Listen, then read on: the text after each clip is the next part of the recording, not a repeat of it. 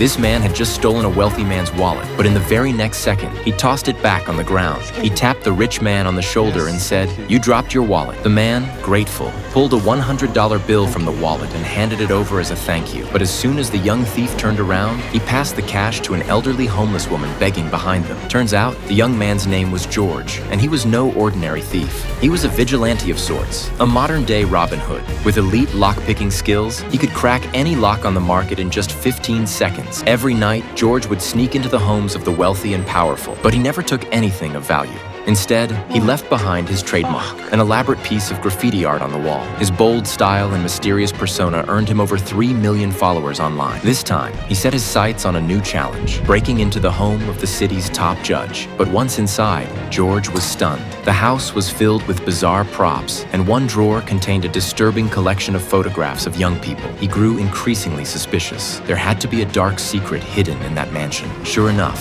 in the basement, behind a wardrobe, he discovered a hidden room. Peeking through a small hole, George was so horrified by what he saw that he leapt back nearly 10 feet. He decided to flee immediately, but just then, the lights upstairs flicked on. The judge had returned home. His phone had triggered a break-in alert. He rushed back to check on the house, but everything seemed to be in its place. Thinking the alert had malfunctioned, he shrugged it off, but as he looked up, something caught his eye. The painting on the wall was crooked. George took the chance to slip away behind the judge, but the judge seemed to hear something. Luckily, George reacted quickly, dropping to the ground and lying still. It was just enough to avoid being discovered. His breath nearly stopped. In that moment, he had seen something horrifying in the room. A man, brutally tortured, his body covered in wounds. The next morning, George called the police anonymously, but the hidden room was so well concealed that investigators found nothing. As a vigilante, George decided to act. That night, under cover of darkness, he returned to the house, sneaking back into the basement and hiding inside the wardrobe. As soon as the judge stepped into the secret room,